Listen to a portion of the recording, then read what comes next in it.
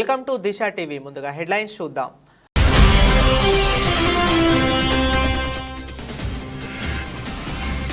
అరిజోనాలోనూ ట్రంప్దే విజయం. 7 swing state sweep చేసిన Trump.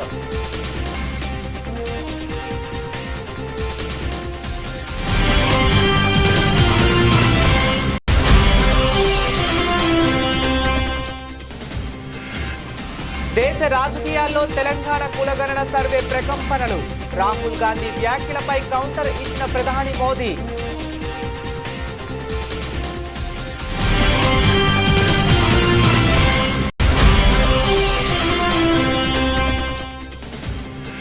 Revanth సర్కార్పై BRS అధినేత కేసీఆర్ కీలక వ్యాఖ్యలు.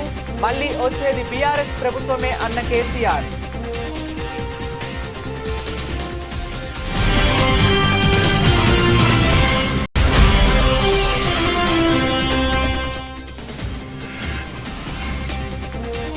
సోషల్ మీడియా పోస్టులపై political war. CM Chandrababu warning.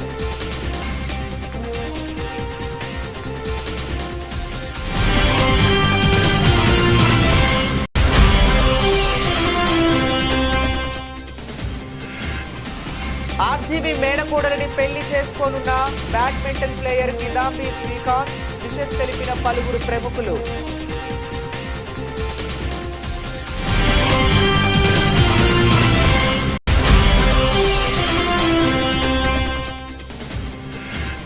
Allu Arjun కి స్పెషల్ గిఫ్ట్ పంపిన రష్మిక. థ్యాంక్స్ డియర్ అని రిప్లై ఇచ్చిన ఐకాన్ స్టార్.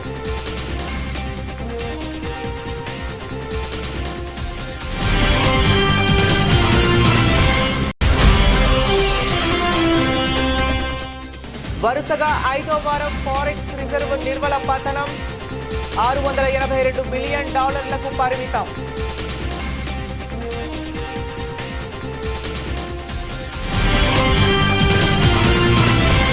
అమెరికా అధ్యక్ష ఎన్నికల ఫలితాలు పూర్తి స్థాయిలో వెల్లడయ్యాయి. రిపబ్లికన్ పార్టీ అధ్యక్ష అభ్యర్థి డొనాల్డ్ ట్రంప్ అద్భుత విజయాన్ని నమోదు చేశారు. మొత్తం 538 ఎలక్టోరల్ ఓట్లలో డొనాల్డ్ ట్రంప్నకు 312 ఎలక్టోరల్ ఓట్లు రాగా, డెమోక్రటిక్ పార్టీ అధ్యక్ష అభ్యర్థి కమలా హారిస్కు 226 ఎలక్టోరల్ ఓట్లు వచ్చాయి. ముఖ్యంగా బ్లూ వాల్ అని పిలువబడే రాష్ట్రాల్లో ట్రంప్ హవా కొనసాగింది. సాంప్రదాయకంగా డెమోక్రటిక్ పార్టీకి మద్దతు ఇచ్చే రాష్ట్రాలకు బ్లూ వాల్ రాష్ట్రాలు అంటారు. ఇందులో 18 రాష్ట్రాలు ఉంటాయి. మరోవైపు ట్రంప్ స్వింగ్ రాష్ట్రాల్లోనూ సత్తా చాటాడు. Arizona, Georgia, Michigan, Pennsylvania, North Carolina, Nevada, Wisconsin వంటి 7 స్వింగ్ రాష్ట్రాల్లో ట్రంప్ వశమయ్యాయి. 2004లో జార్జ్ డబ్ల్యూ బుష్ గెలిచిన తరువాత రిపబ్లికన్ అభ్యర్థి నెవడాను గెలుచుకోవటం ఇదే తొలిసారి. 2016లో అరిజోనాలో ట్రంప్ విజయం సాధించాడు. ఆ తరువాత తాజాగా మరొకసారి అరిజోనాను ట్రంప్ కైవసం చేసుకున్నాడు. తద్వారా 2016లో అధ్యక్ష ఎన్నికల్లో విజయం సాధించిన ట్రంప్కు 304 ఎలక్టోరల్ ఓట్లు రాగా, ఈసారి ఆ సంఖ్య గణనీయంగా పెరిగింది. 2020 ఎన్నికల్లో అరిజోనాను జో బైడెన్ గెలుచుకున్న విషయం తెలిసిందే. ఇదిలా ఉంటే అమెరికా అధ్యక్షుడిగా ఎన్నికైన ట్రంప్నకు భారీ ఊరట లభించింది. 2020లో ఎన్నికల అనంతరం చెలరేగిన హింసకు సంబంధించి ఆయనపై ఉన్న కేసుల విచారణను న్యాయమూర్తి నిలిపివేశారు. ఈ కేసుల్లో పెండింగ్ డెడ్ లైన్స్ ను పక్కన పెట్టాలని స్పెషల్ కౌన్సిల్ జాక్ స్మిత్ ను కోరగా, అందుకు న్యాయమూర్తి అంగీకారం తెలిపారు. నిబంధనల ప్రకారం సిట్టింగ్ అధ్యక్షుడు క్రిమినల్ విచారణను ఎదుర్కోకుండా రక్షణ ఉంటుంది.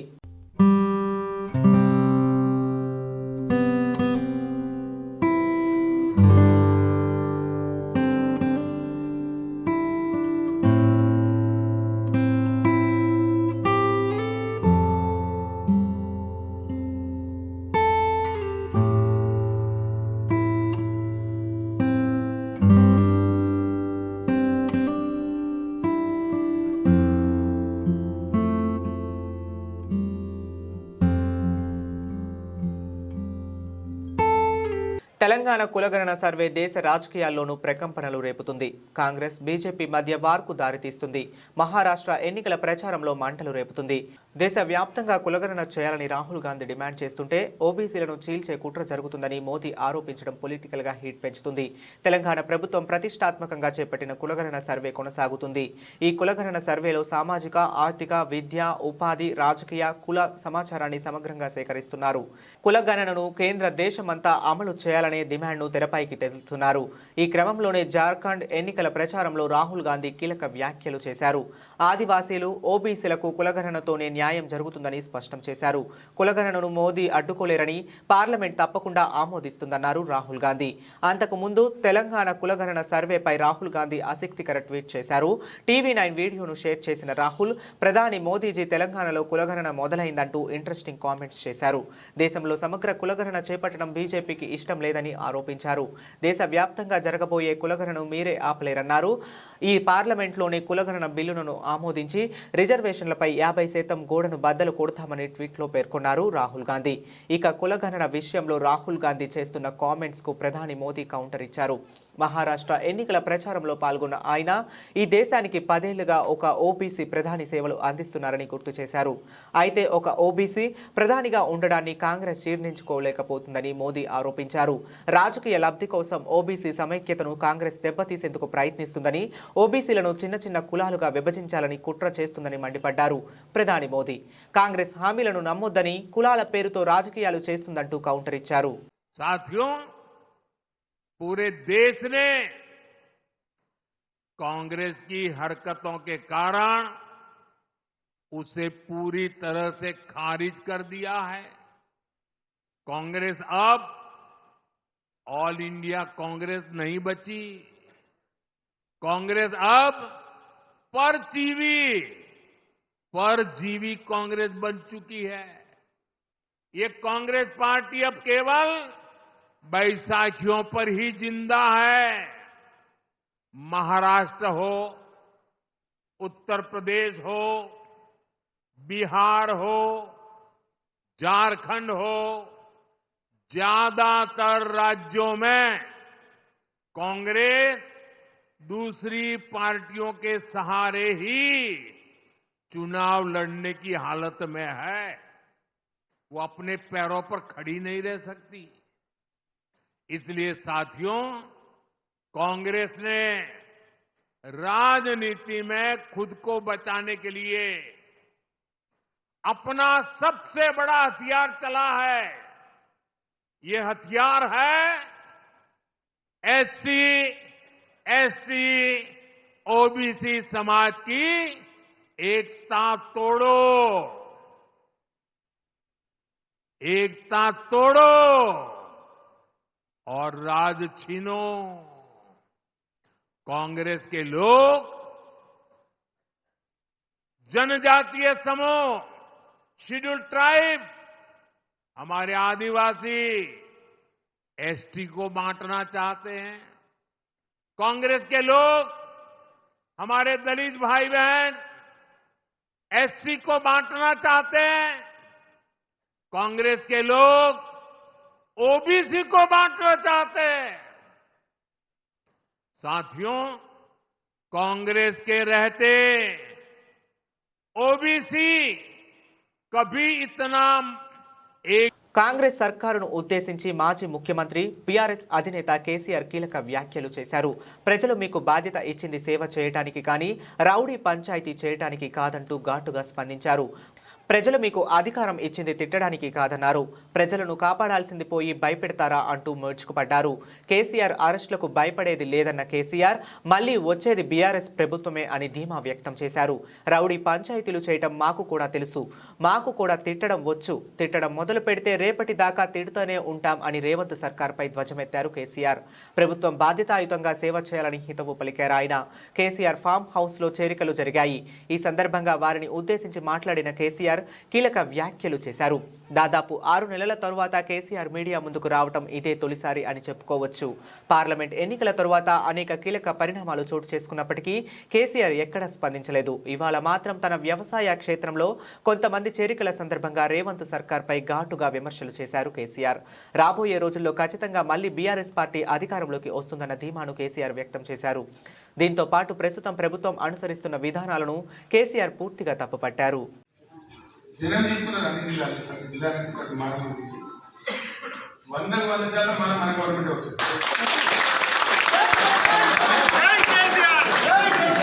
అనుమానంగా మనకు అవసరం లేదు. దానిలో మనం కథ చెప్తాం, యుద్ధం చెప్తాం, ఒకటే చెప్తాం. అది ఉండదు మనం. ఈ లంక పని మనం చేయాలి.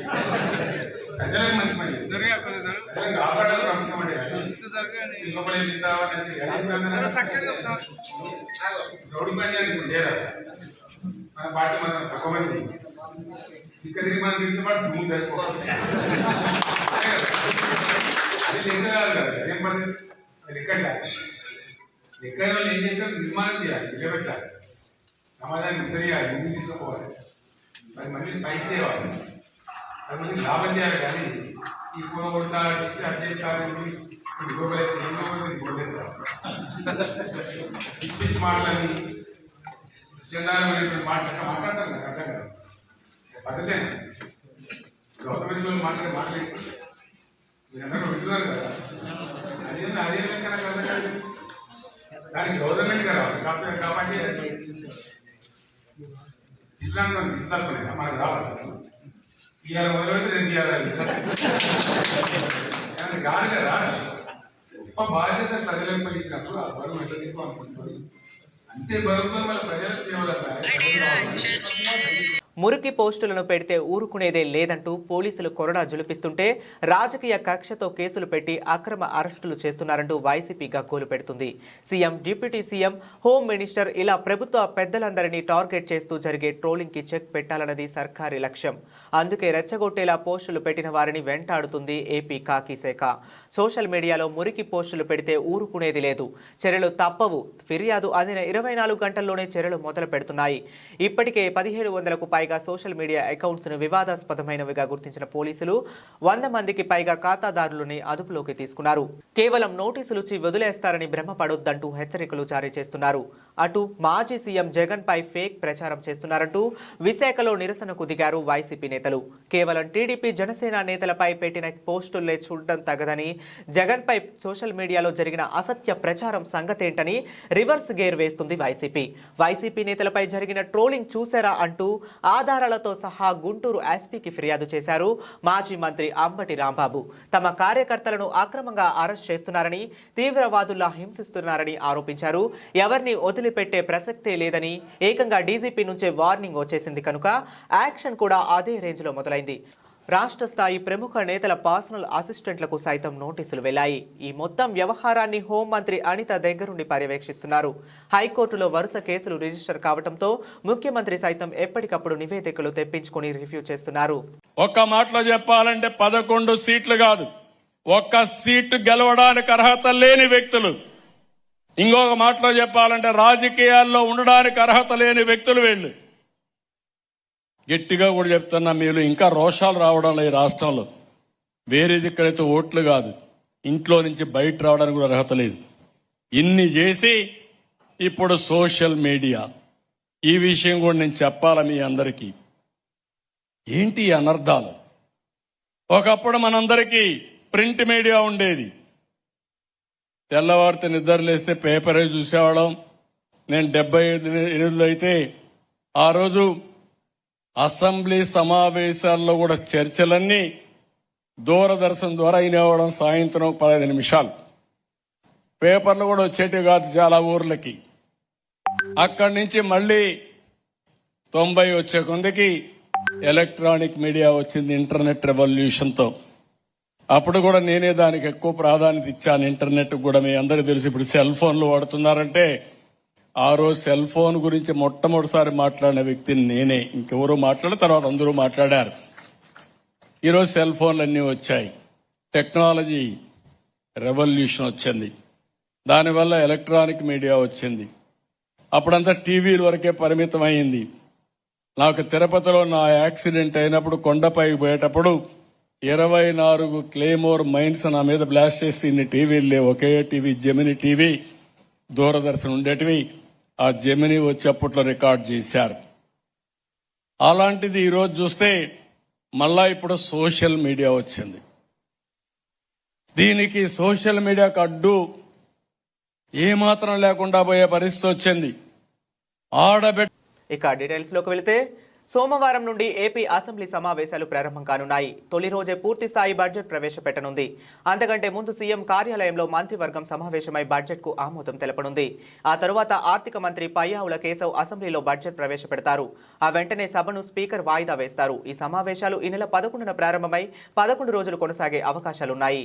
In view of the inordinate delay in clearance of the bills due to strained financial position of the state, many vendors and contractors have approached High Court of Andhra Pradesh for relief and filed cases against the government. About 25,000 cases have been filed for bill payments, which is unprecedented. The sheer number of contempt cases with personal appearances and arrest warrants against officials in several cases resulted in systematic humiliation and victimization of bureaucracy. This led to complete demoralization of administrative machinery. The capital expenditure reduced by 60% in 2019-24 compared to 2014-19. Departments such as water resources and transport, roads and buildings, which undertake substantial capital works, were left critically short of funds to carry out any works. The capital expenditure on water resources has reduced by 56%, and that on roads and buildings by an alarming 85% during this period. The compound annual growth rate of states' own tax revenue slipped from 12.8% to 8.1% during this period. On the other hand, the revenue expenditure increased from 7.8% to 10.5%, whereas the capital expenditure growth declined steeply from 26%. ఈ నెల 15వ తేదీన జరిగే కార్తీక పౌర్ణమి సముద్ర స్నానాలకు భక్తులు అధిక సంఖ్యలో పాల్గొంటారని, భక్తులకు ఎటువంటి అసౌకర్యం కలగకుండా జిల్లా పోలీస్ పటిష్ట బందోబస్తు ఏర్పాటు చేశామని ఎస్పీ అన్నారు. అధిక సంఖ్యలో వచ్చే వాహనాలకు ట్రాఫిక్ను మళ్లించి వెళ్లి వచ్చే దారులకు సపరేట్ ట్రాఫిక్ నియంత్రణ చేసి ప్రత్యేక పార్కింగ్ స్థలంను ఏర్పాటు చేశామని ఎస్పీ తెలిపారు. అదేవిధంగా పాండురంగ స్వామి ఉత్సవాలకు భక్తులకు ప్రత్యేక భద్రతా ఏర్పాట్లు చేశామని అన్నారు.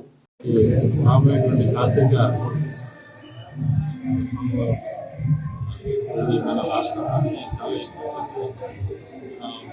భక్తులు సాధారణంగా అన్ని కోఆర్డినేషన్ మీటింగ్ అనేది ఏర్పాటు దీంట్లో అన్ని శాఖలకు సంబంధించిన పోలీస్ స్టేషన్ నుంచి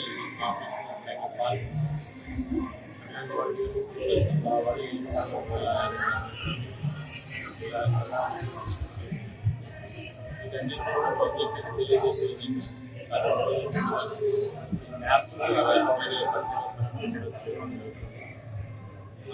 వచ్చే రోడ్డు వెళ్ళే రోడ్డు ఫిక్స్ కాకుండా ప్లాన్ చేస్తున్నాం. ప్రజలందరూ అలాగే అదే సందర్భంగా పాండురంగ స్వామి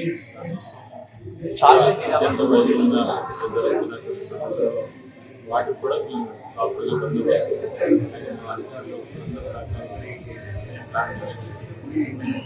ఎన్డీఏ కూటమి ప్రజలకు ఇచ్చిన వాగ్దానాలను అమలు చేయాలని CPI corporator B Satyababu demand చేశారు. విద్యుత్ ఛార్జీలను తగ్గిస్తామని చెప్పిన కూటమి ప్రభుత్వం వివిధ పేర్లతో 672 కోట్ల విద్యుత్ భారాన్ని ప్రజలపై వేయటం సమంజసం కాదన్నారు. కేంద్ర రాష్ట్ర ప్రభుత్వాలు ప్రజలలో అన్ని విధాలుగా మోసం చేశారన్నారు. విద్యుత్ భారాలు వేయటం, విశాఖ ఉక్కును ప్రైవేటు పరం చేసేందుకు ప్రయత్నాలు తదితర వాటిని అమలు చేస్తున్నారన్నారు. ప్రతిసారి మోడీ ఏపీ ప్రజలను తప్పుదోవ పట్టిస్తున్నారని సత్యబాబు ఆరోపించారు. ఈ నెల 14వ తేదీన కలెక్టర్ కార్యాలయం వద్ద నిర్వహించే ధర్నా జయప్రదం చేయాలని పాత బస్తీ నెహ్రూ బొమ్మ సెంటర్లో నిరసన కార్యక్రమం నిర్వహించారు. ప్రభుత్వం మూడోసారి అధికారంకి వచ్చింది. ఏ ఒక్క రేటు కూడా తగ్గకపోగా ఉన్న రేట్లు విపరీతంగా పెంచేస్తున్నారు. ప్రధానంగా ఈ పెట్రోలు, డీజిలు, వంట గ్యాస్ ధరలని మోడీ ప్రభుత్వం విపరీతంగా పెంచేస్తుంది.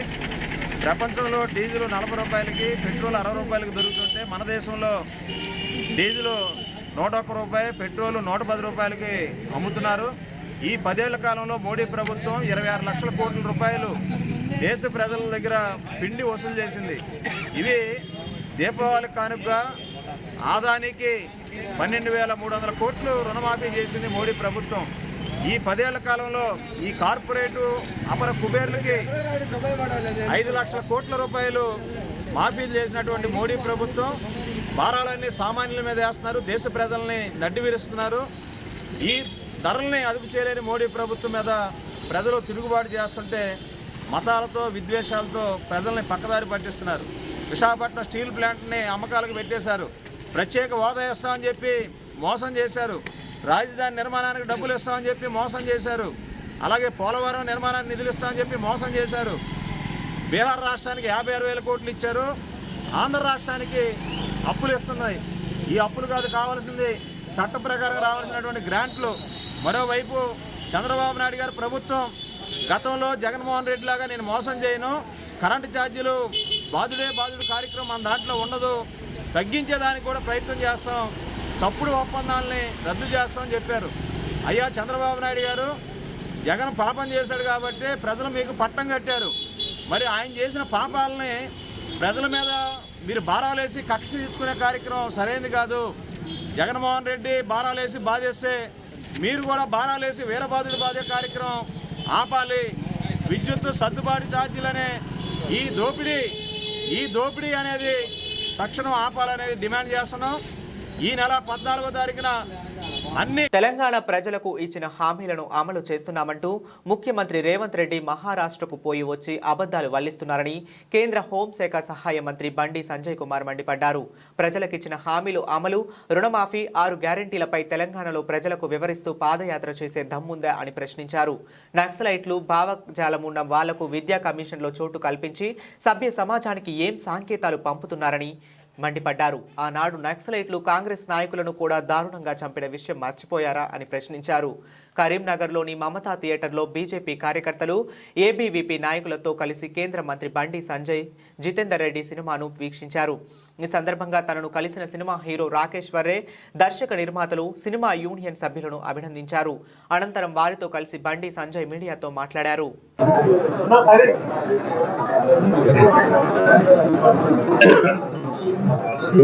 First of all Bandi Sanjay గారు, thank you so much sir.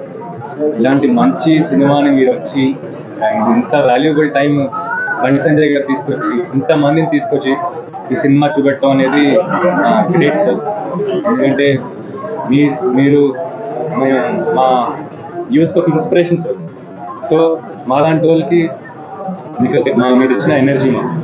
So thank you so much sir. Me valuable time. ఈ జితేందర్ రెడ్డి సినిమా రిలీజ్ అయింది, థియేటర్లో ఆడుతుంది, బాగా ఆడుతుంది. రవీందర్ గారు ప్రొడ్యూసర్, వాళ్ళ అన్నయ్య కోసం తీసిన సినిమా ఇది. జితేందర్ రెడ్డి గారు ఆయన ఐడియాలజీ, దేశం కోసం ఆయన ఎంత పోరాడారో అది జనాల వరకు వెళ్ళాలి. సో అందుకనే ఈ సినిమా చేయడం జరిగింది. సో దట్ చాలా మందికి ఈ సినిమా రీచ్ అవుతుంది, జితేందర్ రెడ్డి గారి గురించి తెలుస్తుంది. సినిమా చాలా బాగా ఆడుతుంది, ముఖ్యంగా మీ అందరి సపోర్ట్తో. ఎస్పెషలీ ఇంకొకటి ఏంటంటే మంచి విషయం, కరీంనగర్ ఎందుకో నేను ఎప్పుడు రాలేదండి, ఫస్ట్ టైం వస్తున్నాను.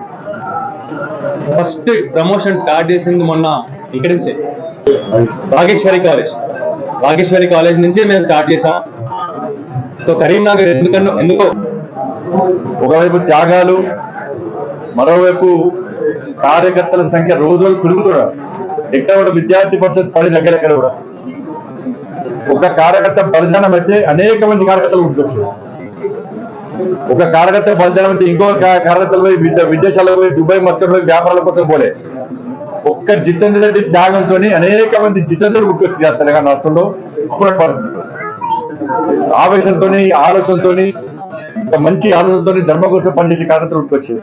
నక్సలైట్లు వార్నింగ్ ఇచ్చినప్పుడు కూడా, నక్సలైట్లు చంపుతున్నప్పుడు కూడా, కానీ ఏ రోజు ఏ కార్యకర్త భయపడలేదు, ఏ రోజు ఏ కార్యకర్త పారిపోలే. అనేక మంది కార్యకర్తలు సంస్థమని తెలిసి కూడా, సంపదలని తెలిసి కూడా నమ్మిన సిద్ధాంతం కోసం, ఈ దేశం కోసం, ఈ ధర్మం కోసం ప్రాణత్యాగానికి సిద్ధమైనటువంటి కార్యకర్తల ఆర్గనైజేషన్ విద్యార్థి పరిషత్ ఆర్గనైజేషన్, అఖిల భారత విద్యార్థి పరిషత్. వాళ్ళు చూసి సామాజిక జగన్మోహన్ రెడ్డి వాళ్ళు ఏ పార్టీ నాయకులు లేడు, ఏ పార్టీ నాయకుడు జాతీయ జెండా కోసం బలియాలి. అయితే ఆర్మీ లేకుంటే ఏబీవీ రెండే, అయితే ఆర్మీ లేకుంటే ఏబీవీ. జాతీయ జెండా కోసం బలిదానం చేసిన బలిదానం వ్యక్తి సామాజిక జగన్మోహన్ రెడ్డి గారు. వీళ్ళందరికీ గురువు లాంటి వ్యక్తి జితేందర్ రెడ్డి గారు. ప్రముఖ దర్శకుడు రామ్ గోపాల్ వర్మ మేనకోడలు సినీ నిర్మాత సెలబ్రిటీ ఫ్యాషన్ డిజైనర్ అయిన Sravya Varma badminton star player Kidambi శ్రీకాంత్ల పెళ్లి అంగరంగ వైభవంగా జరిగింది. హైదరాబాద్లోని ఓ రిసార్ట్లో కుటుంబ సభ్యులు స్నేహితుల మధ్య ఈ జంట ఒక్కటయ్యారు. దర్శకులు Nag Ashwin, Vamshi Paidipally, heroine Rashmika, hero Vijay Deverakonda, heroine Keerthy సురేష్లతో పాటు పలువురు టాలీవుడ్ సెలబ్రిటీలు హాజరయ్యారు. కొత్త జంటను ఆశీర్వదించారు.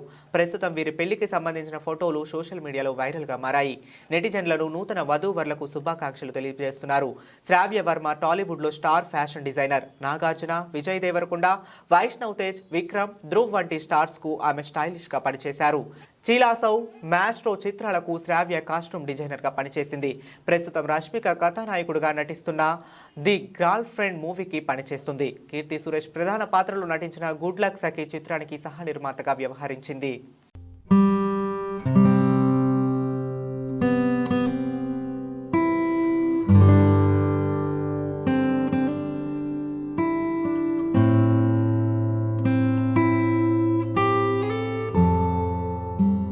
ఐకాన్ స్టార్ అల్లు అర్జున్ కు హీరోయిన్ రష్మిక ఓ స్పెషల్ గిఫ్ట్ పంపింది. ఈ విషయాన్ని స్వయంగా అల్లు అర్జున్ సోషల్ మీడియా వేదిక ద్వారా తెలియజేశారు. ఇందుకు సంబంధించిన ఫోటోలను పోస్ట్ చేశారు. ఎవరికైనా మనం వెండి బహుమతిగా ఇస్తాం, వాళ్లకు అదృష్టం కలిసి వస్తుందని మా అమ్మ చెప్పేది. ఈ చిన్న వెండి వస్తువు స్వీట్స్ మీకు మరింత అదృష్టం తీసుకువస్తుందని అనుకుంటున్నాను. మీకు మీ కుటుంబానికి దీపావళి శుభాకాంక్షలు అని రష్మిక ఓ లేఖ పంపింది. దీన్ని బన్నీ ఇన్స్టాగ్రామ్ స్టోరీస్ లో షేర్ చేస్తూ ఇప్పుడు చాలా అదృష్టం కావాలి డియర్ అని రాసుకొచ్చారు. సినిమాల విషయానికి వస్తే అల్లు అర్జున్, రష్మిక జంటగా పుష్ప మూవీలో నటిస్తున్నారు. సుకుమార్ దర్శకత్వంలో ఈ మూవీ తెరకెక్కనుంది. పుష్ప చిత్రానికి సీక్వెల్ కావడంతో ఈ మూవీపై అభిమానుల్లో భారీ అంచనాలే ఉన్నాయి. ఇక ఈ సినిమా ప్రపంచ వ్యాప్తంగా డిసెంబర్ 5న ప్రేక్షకుల ముందుకు రానుంది. ఈ నేపథ్యంలో చిత్ర బృందం ప్రమోషనల్ కార్యక్రమాల్లో వేగం పెంచింది. దేశంలో 7 నగరాల్లో పుష్ప 2 సినిమా ఈవెంట్స్ ని నిర్వహించనున్నట్లు చిత్ర బృందం తెలిపింది. పాట్నా, కోల్కతా, చెన్నై, కొచ్చి, బెంగళూరు, ముంబై, హైదరాబాదుల్లో పుష్ప 2 మాసివ్ ఈవెంట్ ని నిర్వహించబోతున్నట్లు మూవీ యూనిట్ ప్రకటించింది. అలాగే ట్రైలర్ లాంచ్ ఈవెంట్ ను బీహార్లోని పాట్నాలో గ్రాండ్ గా చేయబోతున్నట్లు చెప్పింది.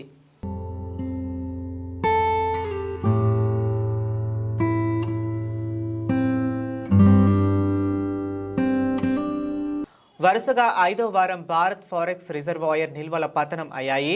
నవంబర్ 1వ తేదీలో ముగిసిన వారానికి ఫారెక్స్ నిల్వలు $2.7 బిలియన్ తగ్గి $682.1 బిలియన్ చేరుకున్నాయి. శుక్రవారం ఫారెక్స్ మార్కెట్లో అమెరికా డాలర్లపై రూపాయికి మారకం విలువ 84.38లకు పడిపోయింది. ఫలితంగా రూపాయి మరింత బలహీనపడకుండా ఆర్బీఐ అడ్డుకున్నది. అంతకుముందు అక్టోబర్ 25తో ముగిసిన వారానికి కూడా ఫారెక్స్ నిల్వలు $3.14 బిలియన్ పతనమై $634.8 బిలియన్ చేరుకున్నాయి. ఫారెక్స్ రిజర్వ్ నిల్వల్లో కీలకమైన ఫారిన్ కరెన్సీ అసెట్స్ $3.9 బిలియన్ క్షీణించి $589.84 బిలియన్ పడిపోయింది. గోల్డ్ రిజర్వ్ నిల్వలు $1.2 బిలియన్ పెరిగి $69.75 బిలియన్ చేరుకున్నాయి. ఇక స్పెషల్ డ్రాయింగ్ రైట్స్ మరో $10 లక్షల తగ్గి $18.21 బిలియన్ చేరాయి. అంతర్జాతీయ ద్రవ్యనిధి సంస్థ ఫారెక్స్ రిజర్వ్ నిల్వలు $4 మిలియన్ నుండి $4.3 మిలియన్ చేరుకున్నాయి. ఫారెక్స్ రిజర్వ్ నిల్వల్లో చైనా, జపాన్, స్విట్జర్లాండ్ తరువాత స్థానంలో భారత్ నిలిచింది. ఇతర అభివృద్ధి చెందుతున్న దేశాలతో పోలిస్తే శరవేగంగా అభివృద్ధి చెందే దేశంగా నిలుస్తుంది.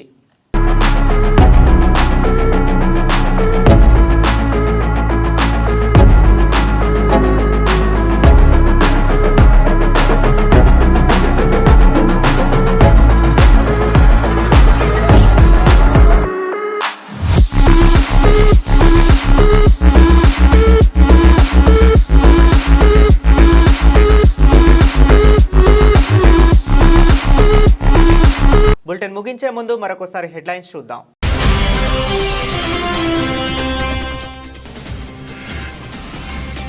అరిజోనాలోనూ ట్రంప్దే విజయం. 7 స్వింగ్ స్టేట్స్ స్వీప్ చేసిన ట్రంప్.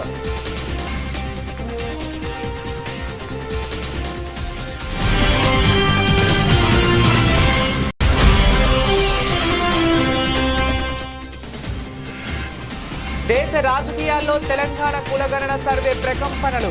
రాహుల్ గాంధీ వ్యాఖ్యలపై కౌంటర్ ఇచ్చిన ప్రధాని మోదీ.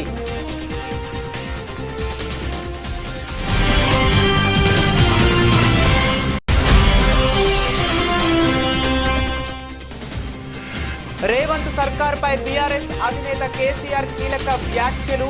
మళ్లీ వచ్చేది బీఆర్ఎస్ ప్రభుత్వమే అన్న కేసీఆర్.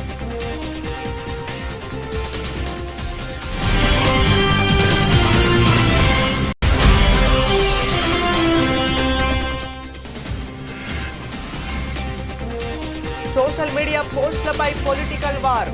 CM Chandrababu warning.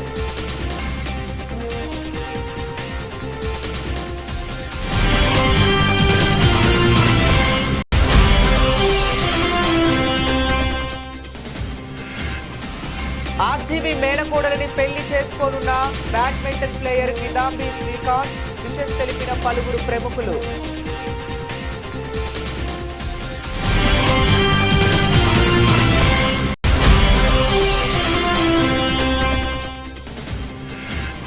అల్లు అర్జున్ కి స్పెషల్ గిఫ్ట్ పంపిన రష్మిక.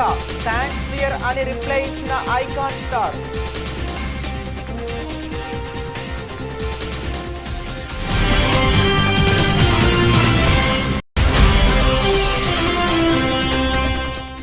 వరుసగా 5వ వారం ఫారెక్స్ రిజర్వ్ నిర్మల పతనం. $682 బిలియన్ పరిమితం.